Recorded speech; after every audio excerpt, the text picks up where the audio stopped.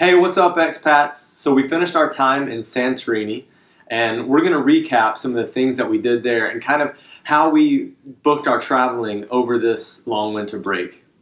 So we used Airbnb and we stayed at a place called Rocky Cave, which was amazing. It was really cool. It's the typical white walls, curved type walls that you would see or you would think that you want to be in Santorini. And the host was great. So definitely look into Airbnb, and the Rocky Cave was a really good one. Yeah, we'll link both Rocky Cave and his other property that he has in Santorini in the description below, so be sure to check that out.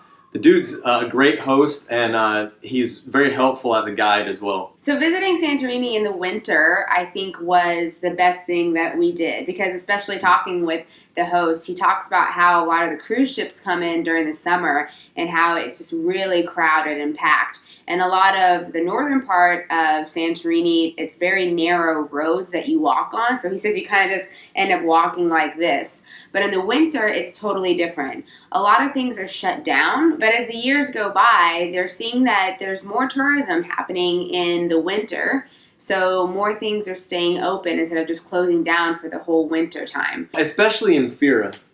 Yeah. Fira is the main town that is in Santorini. There's kind of two towns of Santorini. One's Fira, one is Oia.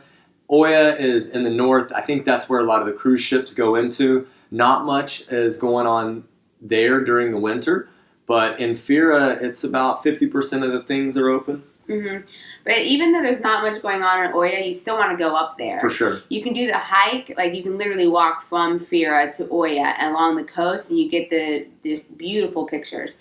And then when you get up to Oia, that's where you get the picturesque sunsets, and you get the domes, the blue domes and things like that. So they're both two different little towns that you definitely have to see. And they're really close. So you can do it by car too if you want. Yeah, for us the weather wasn't great, so we decided not to do the day cruise that takes you around the little islands that are near Santorini. But that is something to do, so you guys can look into that, check that out. Okay, so when we flew in, the flight was quite short. We flew in from Athens into Santorini. I think it was like a 30-minute flight. We must have been in the air at altitude for 20 minutes, maybe. That was quick. Then when we arrived, we got a rental car, and since there were 6 of us, we actually had to make 2 kind of shuttle runs between the 2 different Airbnbs that we booked. We booked our Airbnbs a bit late, so Kaylee and I stayed in one Airbnb meant for 2 to 3 people, and our friends stayed in another Airbnb that was meant for a group of 4. Kaylee took them to their place and then picked me up, and then we went back to our place and checked into the Airbnb. Our friend, Trevor, as you guys have seen, he's a wild man, really adventurous. He booked an ATV the next day, so that way we were able to have 5 in the car, and then he was driving the ATV around.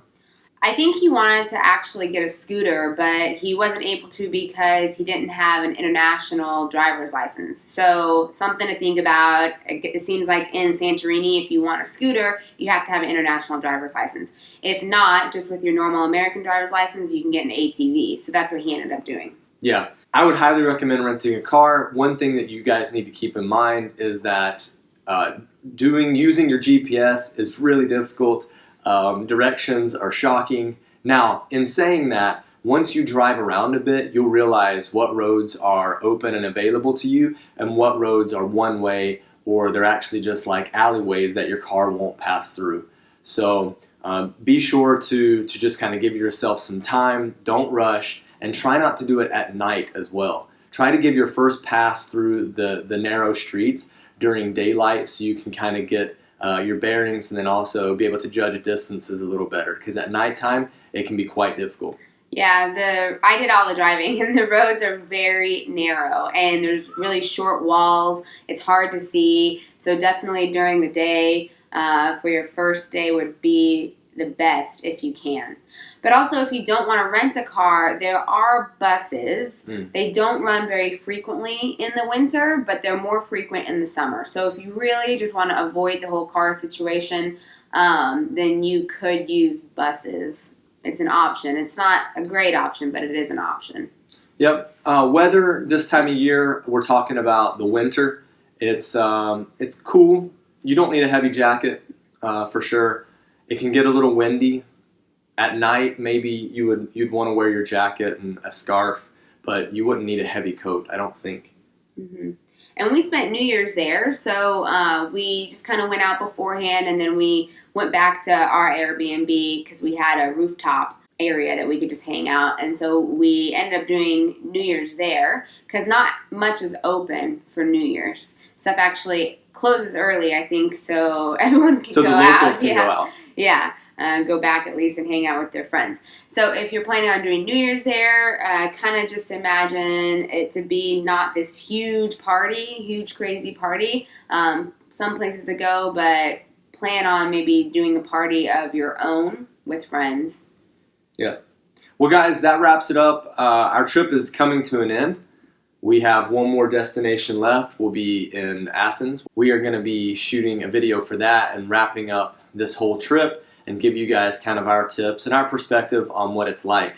As far as being an expat in Santorini, would you be an expat here?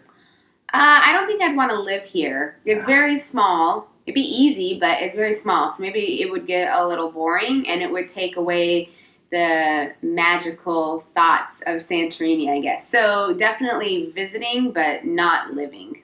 Yeah, I think if you're kind of getting on in years, approaching retirement or retirement age, or you have some sort of like virtual business that you can run, it might be a decent place because the pace of life is quite slow. If you're a teacher, on the other hand, if you're one of the international teaching expats, I didn't see a single international school there. I'm assuming there are schools there. Yeah. But I mean, we walked around all over the show and didn't see a school there. I know there are schools there, have to be. But, we just didn't see any. So they're probably only local schools. Yeah. Mm-hmm. So that would be hard to get a job there. So for me, it would be a no, being an expat in Santorini. Mm-hmm. You too? Yeah. Just visiting. Thanks for watching, guys. Make sure that you subscribe, and let's just continue this journey together. Bye. See ya.